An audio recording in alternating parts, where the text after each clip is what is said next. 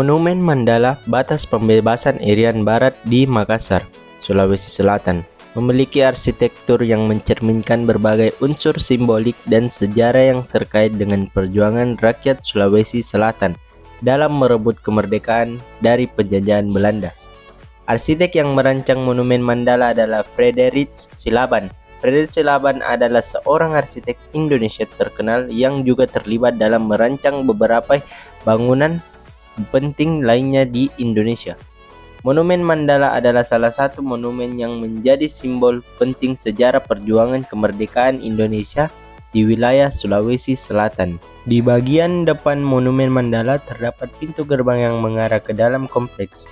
Pintu gerbang ini memiliki desain yang menggambarkan tangan manusia yang sedang meraih bendera merah putih yang merupakan simbol kemenangan dan kemerdekaan. Monumen ini memiliki arsitektur yang mengesankan, terdiri dari 3 tiang yang tingginya mencapai lebih dari 17 meter, dengan puncaknya menyerupai bintang bersudut 5, yang merupakan simbol nasional Indonesia. Monumen ini dibangun dengan bahan-bahan yang tahan terhadap cuaca seperti beton, prategang, dan batu alam. Pada tanggal 17 Agustus 1945, Soekarno dan Hatta memproklamirkan kemerdekaan Indonesia di Jakarta.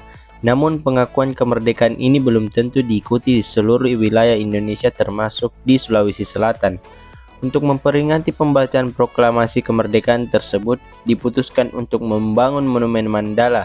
Bangunan ini dirancang oleh arsitek Frederich Silaban dan mulai dibangun pada tahun 1947. Monumen ini selesai dibangun pada tahun 1950. Monumen Mandala bukan hanya sebuah bangunan, tetapi juga simbol penting dalam memperingati perjuangan rakyat Sulawesi Selatan dalam merebut kemerdekaan Indonesia. Ini menjadi tempat yang sakral dan bersejarah di mana masyarakat dapat mengenang peristiwa-peristiwa penting dalam sejarah kemerdekaan Indonesia. Di Makassar, Sulawesi Selatan, peristiwa penting terjadi pada 17 Agustus 1945, yaitu pembacaan proklamasi kemerdekaan Indonesia yang dilakukan oleh seorang pejuang bernama Andi Aziz.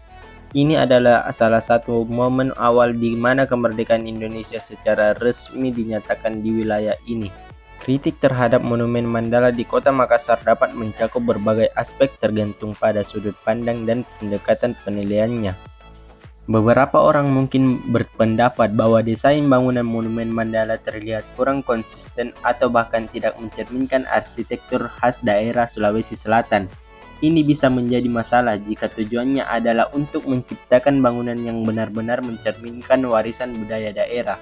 Monumen Mandala adalah proyek besar dan mungkin melibatkan biaya yang signifikan dalam pembangunan dan pemeliharaannya.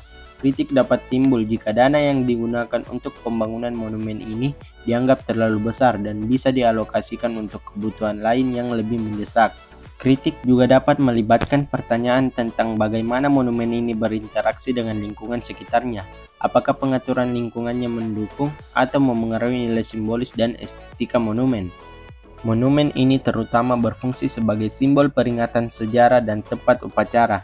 Namun, bisa saja ada pertanyaan tentang sejauh mana fungsionalitasnya dimaksimalkan untuk keperluan berbagai acara resmi atau publik. Harap diingat bahwa kritik terhadap bangunan seperti Monumen Mandala bisa bersifat subjektif dan tergantung pada perspektif individu. Monumen ini memiliki nilai sejarah dan simbolik yang penting bagi banyak orang, sementara orang lain mungkin memiliki pandangan yang berbeda. Kritik konstruktif dapat membantu dalam perbaikan dan pengembangan bangunan seperti ini agar tetap relevan dan bermanfaat bagi masyarakat. Mungkin ada pertanyaan tentang bagaimana monumen ini berkontribusi terhadap penggunaan ruang terbuka di sekitarnya. Apakah ada upaya untuk mengintegrasikan monumen ini dalam pengembangan ruang publik yang lebih luas? Kritik dapat muncul jika Monumen Mandala tidak terawat dengan baik atau jika kondisi fisiknya semakin memburuk seiring waktu. Pemeliharaan yang buruk dapat mengurangi nilai estetika dan sejarah bangunan ini. Sebagian orang mungkin berpendapat bahwa makna dan pesan yang ingin disampaikan oleh Monumen Mandala tidak cukup jelas atau efektif. Kritik semacam ini bisa berhubungan dengan bagaimana monumen ini berinteraksi dengan pengunjung dan sejauh mana pesan sejarah dan patriotisme disampaikan.